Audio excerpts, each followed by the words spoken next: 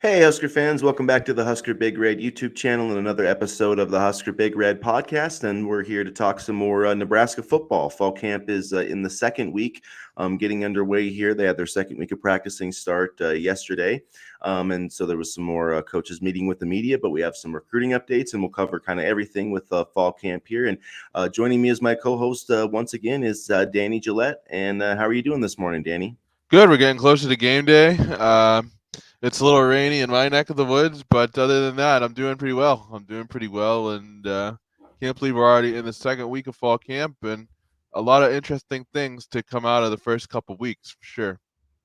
Yeah, definitely. Coach Foley met with the media, Coach Cooper, Brian Buschini. It was a kind of a special teams day. We didn't hear from Coach Rule yesterday, although there were some videos kind of circulating of some speeches he gave to the team and whatnot. So check that stuff out if you guys haven't seen that.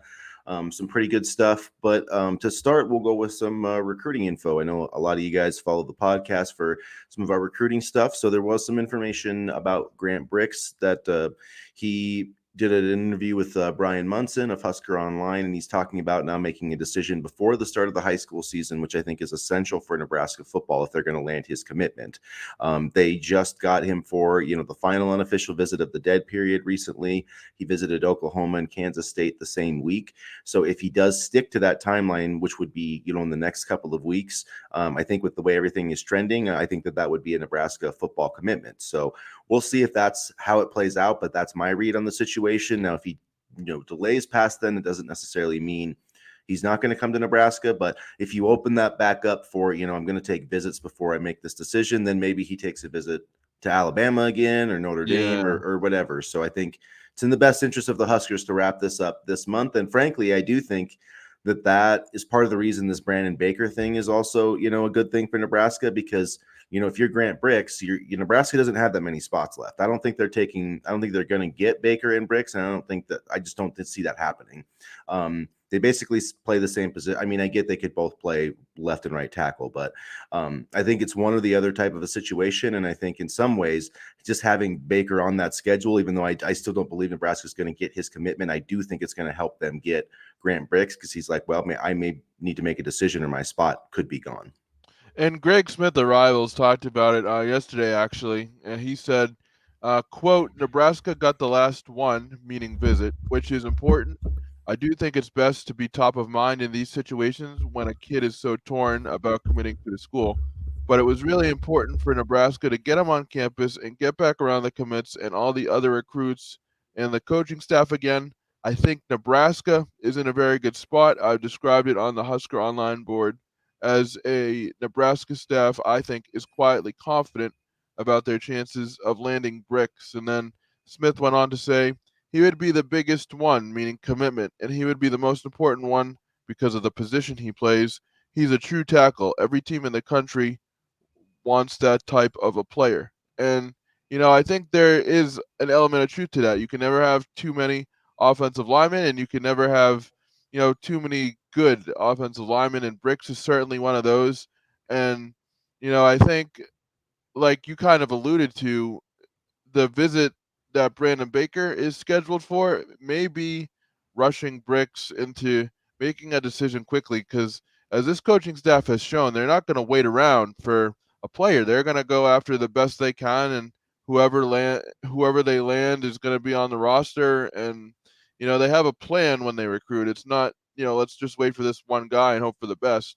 They're already looking at 2025 tackles. Andrew Babalola is another name that they've been looking at, the top player in the state of Kansas for the 2025 class.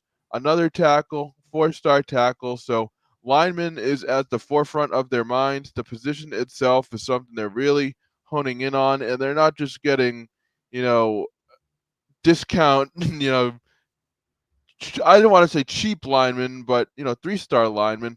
They're looking at impact players that will be able to come in and play right away, and they're swinging for the fences, which is exactly what the program needs to do, given how inconsistent the line has been over the past couple of years. Yeah, Grant would be a big addition. He's the number 5 tackle in the 2024 class via 24/7 composite rankings. I do disagree a little. I don't think he would be a bigger commitment than Carter Nelson. That's just my opinion. I think he'd be right near the top, but just with everybody that was in to Carter Nelson, and Yeah. also frankly, you need guys that score touchdowns. You need guys that can make impact plays with the football in their hand, and I still think that just with him being an in-state player and stuff, that's really a really important get. But Grant Brix definitely would be right up there as one of, definitely the top commitment for Donovan Raiola and, Matt Rule, one of the top guys there since he's been on, the head coach. So we'll see if they can close it out. Another guy that they're, in the mix with, Jashawn Ross, they've gotten projected one projection each from on3.com and Husker, and 24/7. So, none of the big guys though, nothing from Steve Wiltfong, and that's the same with Grant Brix. There's a prediction, a 24/7 from a Kansas State guy, and then from on3 it's one Nebraska guy. So it's not like, I know the prediction machine says like 80%, but there's not some trend, like crazy trend of Nebraska. Like I buy them as the leader, but I'll wait till some of these guys need to make some of these picks here, because they usually do that based on intel or whatever. So there's a reason why that hasn't happened. We haven't seen any of the local Nebraska guys even put in predictions yet for Grant Brix. So I think that even though there's confidence, until someone actually sets like that firm commitment date, or whatever. Yeah. I mean, it's one thing to say, oh, I want to decide before the season, but when though, are you actually going to do it? Because if not, that opens up a whole different, if you're taking visits and stuff, that just kind of changes the timeline and could change the recruitment in some ways. So we'll see what happens. I'm not saying that Nebraska doesn't have, legitimate interest in Brandon Baker too. I just still don't see him coming here at the end of the day. That's just my opinion though. I don't either. But I'm happy they're getting him at least on campus so that he can at least explore all options, even if we're just a footnote in his recruitment. To be completely honest with you, I mean, the fact that they're able to get on campus is still good. I mean, the more high quality talent you get on campus, in my opinion, the better. Even if you don't land, high quality talent right away necessarily, but I think if we land either Brix or Baker, I'd be very happy. And I know there isn't a ton of necessarily smoke with Alabama as part of the Brix recruitment, excuse me, but they always make me nervous. It's kind of interesting that they offered Brix the same day that he took his Nebraska visit on June 23rd. So, I mean, anytime Alabama's involved in any recruitment, they're definitely not someone to take lightly. Yeah, and he took, I believe, one of his official visits to Alabama too, or at least some visits to Alabama before Nebraska. So they've been in it. It does sound like he wants to stay in the Midwest. So I think it's probably Oklahoma and Nebraska, but we'll see where that goes. I know with Jashawn Ross, I think Oklahoma's just not probably recruiting him as much. I think that's why he's gotten the predictions that he has. He did take a visit to Nebraska, right before the dead period. So we'll see. He doesn't seem like he's about to make a decision, though. I would expect probably an official visit for him. And if that gets scheduled, I think that he probably will wind up committing. And it does sound like that also Caleb Benning, we should mention, has, addressed potentially moving his decision timeline, which like I said, I don't think that really matters that much, as if he, wants to make a commitment to silently to the coaching staff or whatever. But at this point, I'd be surprised if Caleb Benning wasn't in the class. There hasn't been any momentum about Amari, and frankly they play different positions, cornerback and safety. So I think Caleb Benning, with the way Matt Rule talked about in-state players at Big Ten media days, and I know he's getting along really well with his dad, it seems like, on these interviews. And I know that doesn't necessarily say anything, but I feel like if Matt Rule was like not recruiting Caleb Benning, I feel like there would be, you could sense some type of friction, and those guys seem like they're best buddies. So I feel like I feel like Caleb Benning to Nebraska is going to happen at this point. How many? Let's see. So that would put us at, hypothetically speaking, either a Brix or Baker commitment, and then a Benning commitment. That would put us at 27, 26. They have 24 26. right now. All right. So I mean, that's a pretty full class, and like you've said before, if you told me that Nebraska will get 27, high school kids for this class alone, I would have kind of said, maybe a little bit less than that. But no, they've really gone to work in the 2024 class, and they've gotten some really good players. So I think there should be more good news coming soon. And this is all without playing games too. Once the games start, then who knows? Maybe if we start winning, we'll get even more high quality players. But given the fact that this program had a losing record last season, and this is the staff's first full class, so to speak, I think we're sitting pretty well. Yeah, I wouldn't be surprised. They could even get up close to 30. I mean, they need at least, another edge rusher. I think they need another running back. We'll see. It doesn't seem like they're that worried about it. I know there was some other guys they were interested in, but Caden Durham's not he's not going to be visiting No. Nebraska. I can almost guarantee it. He's going to be committed to LSU any day by the end of this month. So that's not so we'll see if the board kind of expands there. But yeah, Ross so I would be an edge rusher. Ross would be an edge rusher, right? yeah, Ross would be an edge. Because That's he's pretty still fast at wide receiver too. I was watching the there's other day. He's pretty fast. He's got good hands as a receiver, but we have a crowded receiver room, so And there's still only, that's still only one edge. So that's pretty light to me. One edge and one running back is pretty light to me. I know Willis McGahee the fourth is probably going to be, a jack linebacker. He's not like a defensive line type edge. So there's still some work to do, in this class. And I think obviously the coaching staff, realizes that. And, that's the thing is the NCAA, there's not, you can sign as many guys as you want now. And with the transfer portal, it wouldn't surprise me to see, Matt Rule kind of pushing that 25, 30 number almost every single year, just with the, attrition that he knows he's going to have. And it doesn't sound like I'm sure they're going to add guys in the portal, but I don't think Nebraska is going to be, a transfer portal, program in terms of recruiting from what it sounds like. no. And the only reason they had a huge class last year or 2022 was because they needed to win now, and they still didn't do that. So I don't think we're gonna see a big transfer portal class. I mean, like you said, another edge rusher would be nice. I am kind of worried about the running back position a little bit. I mean, that's a position that's kind of kind of worrying me. They only have Kawan Lacey for the future. I'm talking about not who's in the room right now, but for the future. And I would love another running back. I'd say to me that's honestly the priority position in my opinion. For me, just because they're going to run the ball a lot, they're going to be physical, and I think they're going to need to have a couple options at the running back position for when, for example, Anthony Grant graduates and things like that. Yeah, for sure. I still, tackle. I think tackle and edge are, those are you got to protect your quarterback and you got to be able to get to the other team's quarterback, and that's they don't really have a guy that can do that really that well in this class outside of McGahee, but so they need to get some pass rushers. And yeah, it would be nice to find another running back. It wouldn't surprise me, if they're going to kind of do some evaluating and find, a kid from Texas or whatever, so we'll see how that goes. But that's pretty much kind of summing up things on the recruiting trail right now. It's going to be a little bit slower, obviously, in the next few months as the season kind of wraps up.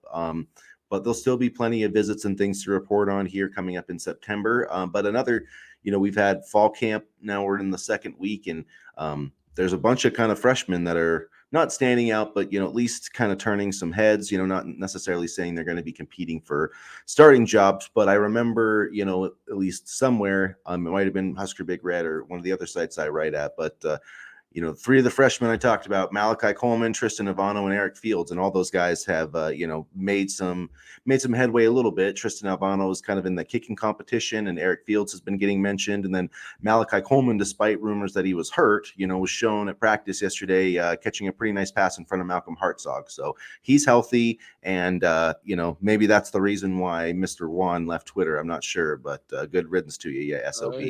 Yeah, good riddance. And I didn't read your drawn out explanation, but quite frankly, I didn't need to. So see you later. We never got him on the show, which I would have loved. You would have had to have been the moderator. It would have been like a political debate, and we never got him on the We show. could try. I don't think he'll come because I think he's too He afraid knows to I don't like him. He knows I. well, he's too scared to show his actual face, though. I'm He so. won't show his actual face and put the things that he says to a real person. But Uh, yeah, like at least what we say, at least when we say our things, yeah, our real yeah. names. Like And who I'll we say it. are. Yeah, Yeah, I'm not going to run from it, but that's because he puts out horse crap. Just horse shit. yeah. He's He's a chicken going shit. after players' families and things like that. There's no need for that. Yeah. But enough about him. More about the positive stuff, and that includes Malachi Coleman. I mean, I'm just happy he's on the field practicing. I know rumors around Husker Twitter tend to spread like wildfire, but I'm happy Malachi Coleman is practicing and healthy. I think he's going to be a huge part of not only what the team does in the future, but honestly, he could play a couple games and make an impact right now. So, and then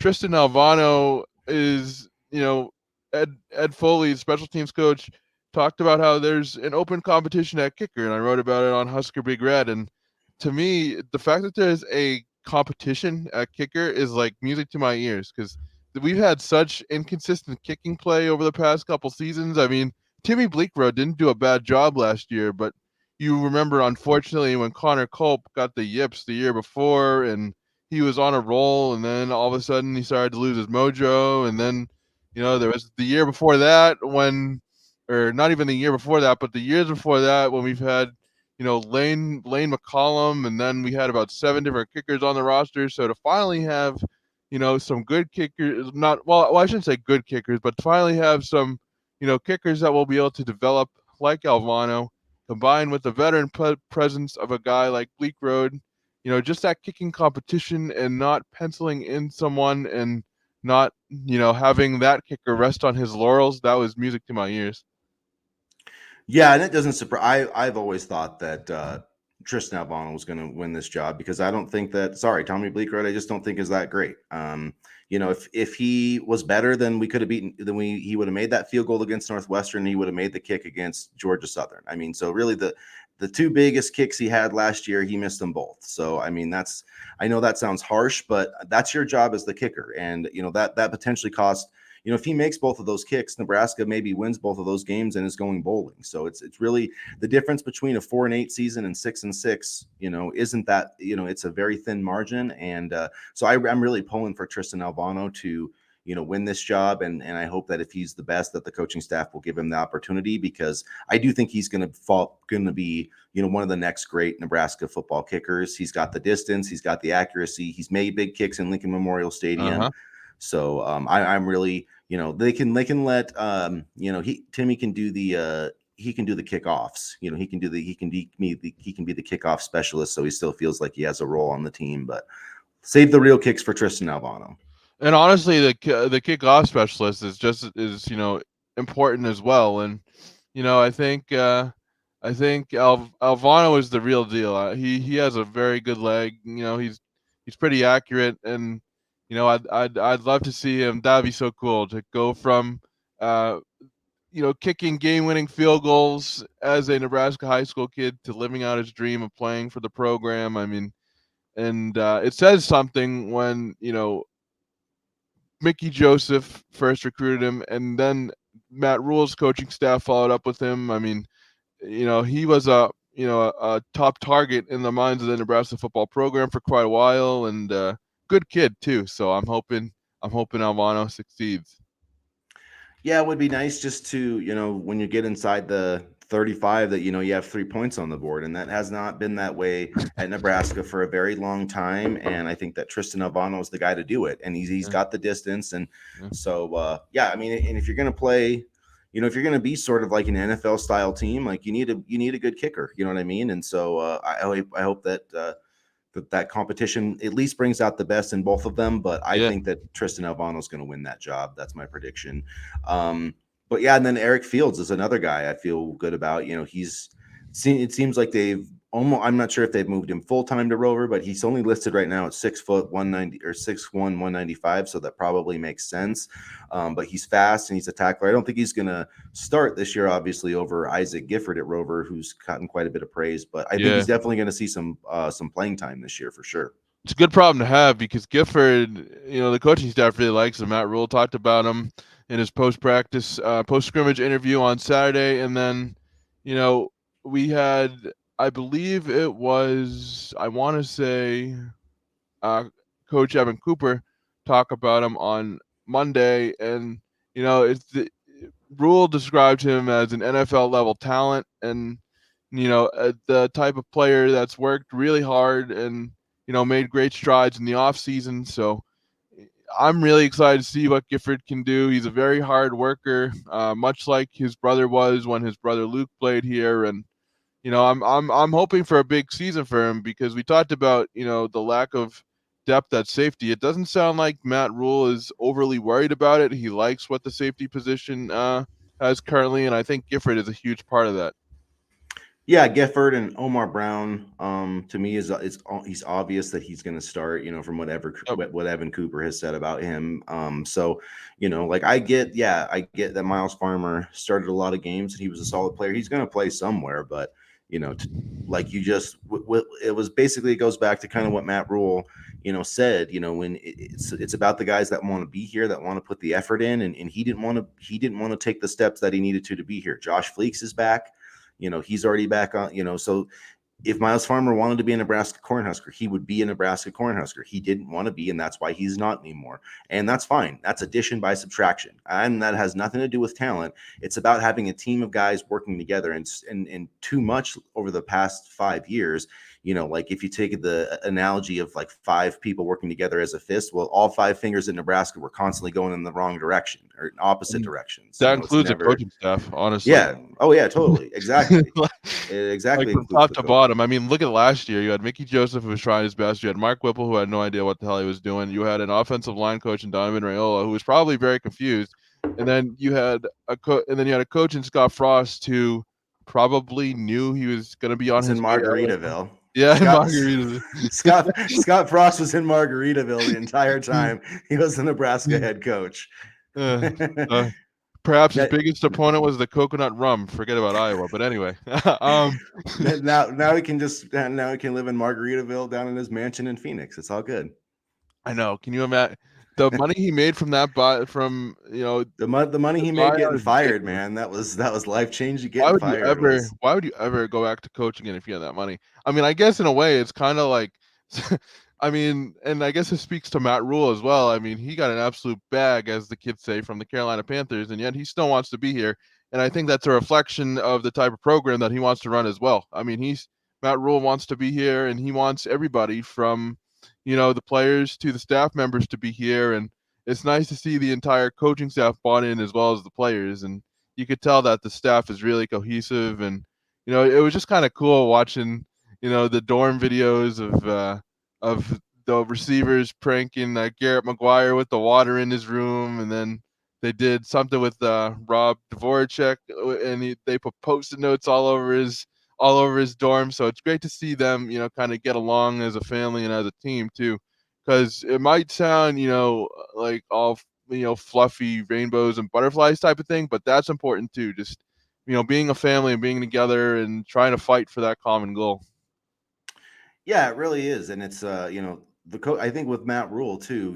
Thinking about it, basically like his entire coaching career is at stake with this job, Yeah. because essentially Matt Rule right now, he's never won a conference championship as a head coach. He's played in a couple at Bay, so he's known for what he did at Temple and Baylor. He got them to a combined 3 conference title games and 2 rebuilds, and that's great. And he's won. I think he has 3 double-digit win seasons as a college head coach, which is a great resume. But he lost with the Carolina Panthers, and whatever you want to say, I mean, he was fired from that job. I mean, he admits that he failed and could have done things better.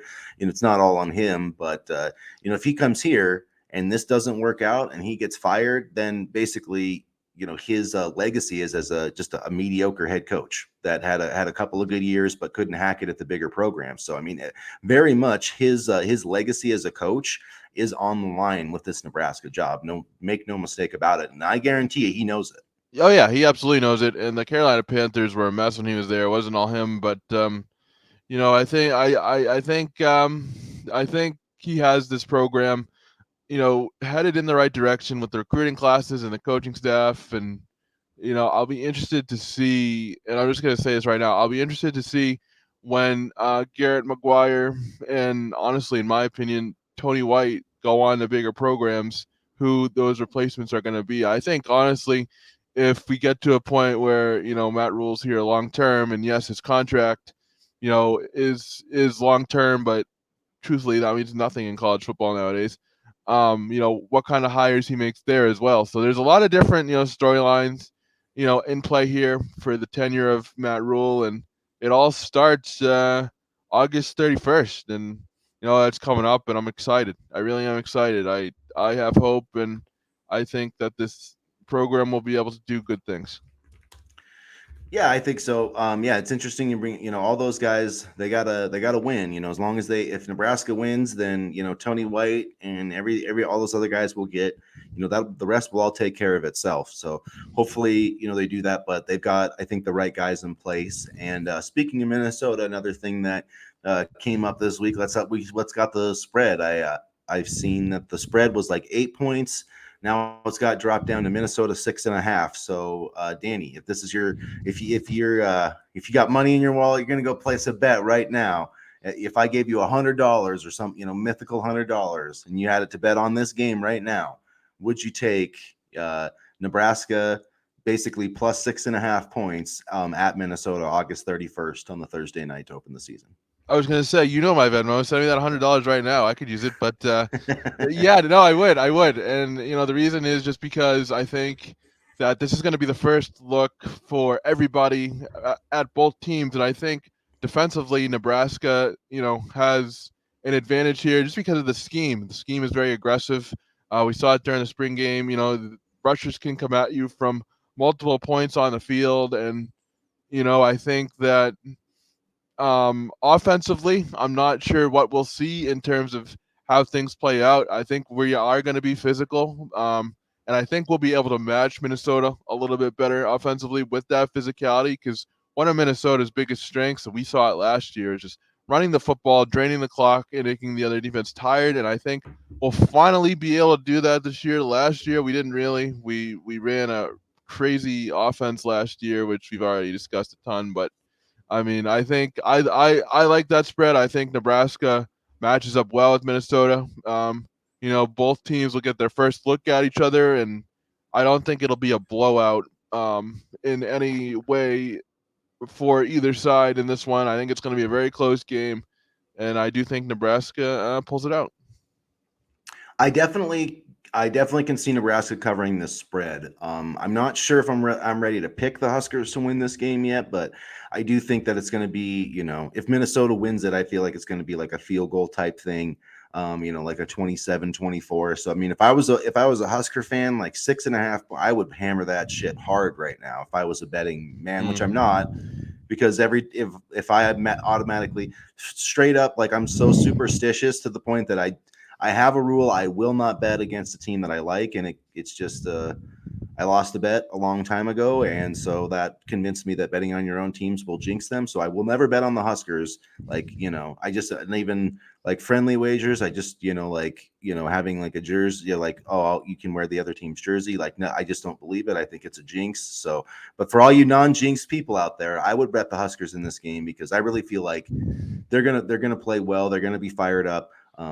It's not going to be, if this game was in Lincoln, I'd feel a lot better about it. But at the same time, I think, with one of our recent chats, somebody made the comment, like, if Nebraska beats Minnesota, then watch out. And I do believe that because, confidence is a dangerous thing, especially for a team that has talent, but hasn't had a whole lot of confidence over the last few years. So if they can get some of that and get some belief in themselves, then yeah, I would watch out for this Nebraska team. Heading into Colorado with a win over Minnesota would be nice, and considering Colorado looks like a high school team, I like our chances there as well. But we'll see.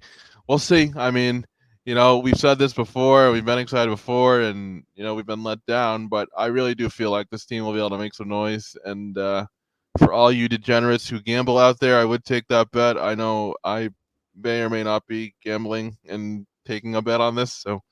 I think it's going to be fun. I think it's going to be fun. It's going to be a good time, and I think we might do a playback if one of us is around. Maybe I'll do one by myself if you're working or something. Or let's see, that's a Thursday, so I'm just trying to think. I'm looking at my schedule now. Let's see. Yeah, I'm trying to. Yeah, well, hopefully we'll be able to do a playback that game. But yeah, we're gonna try to have some more playback episodes, you guys. We'll have some more information about that if you're not familiar from last year. But essentially, you can hang out with both of us here, Husker Big Red podcast guys, and watch some Nebraska football and have kind of a virtual. It's basically kind of like a virtual sports bar. You can hang out with other Nebraska fans and kind of have a chat room, live conversation. So it is a pretty fun thing. You have to sign in with like your TV provider and stuff, but we'll get some more information out for you guys as the season gets closer. But for all of our new subscribers, that would be, a great thing for us to continue to interact.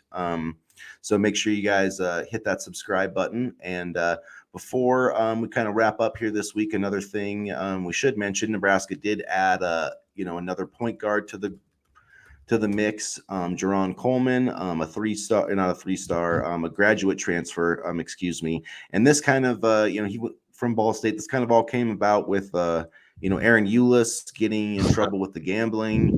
Speaking of gambling, so yeah, I don't. Yeah. I don't think he's gonna. I don't think Aaron Eulis is ever gonna play college basketball again anywhere. The NCAA rules, like if someone bets over like $800, that they need to be investigated, and lifetime suspension is warranted and talked about. So especially with him betting on Iowa games, which is in that report, like it's not happening. He's done. Sorry, like you messed up your career because you wanted to go online and do FanDuel and use your older brother's like login information or whatever. So I mean, it's disappointing. It's hard for him. I wish him the best, but I really don't see him playing for Nebraska this year. So this is a nice pickup for Fred Hoiberg and company. Oh yeah, absolutely. I mean, I believe he was a second team all MAC, and 14.3 points a game, 4.9 rebounds. He had a string of games of 20 points. There were only, let's see, 1, 2, 3, 5 or 6 games where he scored single digits, so he can fill up the stat sheet pretty easily. He is a solid 3-point shooter as well. He shot just above 37% from the field, and then he also was just above 35% from beyond the arc. So I almost am willing to say that this is a little bit of an upgrade from Eulis, but we'll see. Time will tell. I mean, I like the experience that Coleman brings, and I think especially at this point in the transfer cycle, this was a very good get for the program and another impact player who could start. Yeah, I do think you could definitely make the case that he's an upgrade over Eulis. I do think he's 6'5". And I think he can play some off guard. So I don't know if I'm not looking at this edition and saying like he's automatically going to be the Huskers starting point guard, which I thought Aaron Eulis was probably going to be that just because he started in Big Ten games. And I do think that Fred Hoiberg was going to help him offensively. Like I think he would have been a better offensive player at Nebraska than he was at Iowa just because of the way their systems work. But Coleman, the thing I like about him watching his highlights, he can attack the basket. You can put him in a ball screen. He can shoot, if the guy goes under, he can shoot it. He can take it to the rim. He's a good assister. I can't remember. I think last year he had over 100 assists, and he had averaged over 4 per game. But the thing I like about him is he really shoots he's made a lot of 3-pointers in his career. He's a 34% shooter. I had the total number on HuskerBigRed.com. I don't remember what it is, but it's like well over over 150 3-pointers in his career. So over the last 2 years ago, he averaged 2.4 makes per game, 3-point makes per game. Last year, I think it was like 1.5. And something to keep in mind, this guy did play and start games in the SEC a couple of years ago. He transferred from Ball State, then transferred back. But he started like 21 games, averaged like 8 points a game for Missouri in the SEC. So this guy has played, Power 6 basketball before. So I think it's going to create a very interesting. Now, what I will say, though, is somewhat interesting is that, with I think you've got Jamarcus Lawrence and Coleman who are you don't really have necessarily like a true point guard, but you've got a few different guys that can bring it up. And I think we're going to see Keisei Tominaga bringing the ball up a little bit more this year. I mean, he's Nebraska's kind of primary offensive player. I would like to see him. I thought last year he started to do a good job in the, taking ball screens. I think he's a good facilitator. I think he has a lot more potential in those type of plays. So I think we're going to see, kind of a point guard by committee, but I do think we're going to see a lot of the offense still run through Casey, and I 100% have confidence in Jamarcus Lawrence. I think he is Yeah. like outside of Casey, like he's the young player that I'm the most excited about, on this team. Like when Tom Izzo gives you a shout out after after his team beats you by like 20, I mean Yeah. that's something to take to the bank. So I really feel good about him taking a second year leap. That's definitely, something you can hang your hat on. And I thought, there's been, discussions that Fred Hoiberg hasn't necessarily developed players so well, but I think, Lawrence could be an exception to that. And I'm excited about the basketball team as well. I think this roster is very, very good. A lot of veteran experience, more so than last year, and I feel like this has the chance to be the best roster that Fred Hoiberg has had here. And quite frankly, he needs this roster to be good, or else he might not be here. So I mean, I am excited about the basketball season. This team showed a lot of potential during the stretch run last season, and there are a lot of returners from last year's team. So we'll see how it all comes together. Yeah, it'll be, they just went 3-0 in Spain, and CJ Wilcher made some nice contributions. He's back and he doesn't really get talked about. So there's a lot of guys, that are proven like players, in college basketball. I mean, Rink Mast, Bryce Williams, some of these guys, Bryce Williams is going to be a really good Last addition. had a good couple of days overseas. Yeah, so I really feel good about this team and him kind of stepping in for Derek Walker. Obviously, some of these guys are going to have to show that they can produce in the Big Ten, which is a little bit different than some of these other conferences. But yeah, now Nebraska, because I forgot they added that big guy, so they're full now. They're full in terms of scholarships for the 2024. Josiah Alik, is that who you're? No, no. There was the other guy he was at the camp Africa. I know who you're talking about. The Diop, is it? Yeah, yep, yeah. So Matar anyway, Diop, yeah. yeah, Matar Diab, yeah. So yeah, I was thinking, I don't know why when they added this point guard they still had another spot, but so they're all full now, and maybe they will have a spot open once the whole Aaron Eulis situation plays out. And hey, who knows? Maybe there'll be like some long investigation and he'll be able to play this season. But my other thought is like, if you're Nebraska, do you really want to, if you know for a fact that this guy did this gambling, like, are you just going to sit and wait for and have your whole season like retroactively canceled? I know that doesn't mean that much, but like, what if you actually make the NCAA tournament, and you get to hang one of those banners, and then you're going to take that down because you let Aaron Eulis play when Yeah. you knew for a fact. I mean, you don't. I mean, yeah, it's not proven beyond a reasonable doubt yet, innocent until proven guilty or whatever. But I mean, it This is seems pretty mounting. strong Yeah. from the, so however Nebraska's going to let that play out, I would be surprised if he ever wears a Husker uniform. Yeah, and quite honestly, I wouldn't take that chance at this point with the evidence mounting. I mean, you need a postseason berth. You kind of need a banner just for any sort of relevancy, especially in today's recruiting world. But I mean, honestly, I wouldn't take the chance if I was Nebraska. But I mean, overall, I think they have a solid roster and a lot of veterans, like I said, and I'm excited to see what they do. This is a must-win season, and I really do think that they can put together a better season than last year. I'm not saying undefeated or anything, but I could see a 20-win season. Yeah, the schedule's a lot softer. And last year, I think they finished exactly 500 or maybe one game over. I think it was exactly Yeah, 500. So this year, Nebraska's going to get a winning season.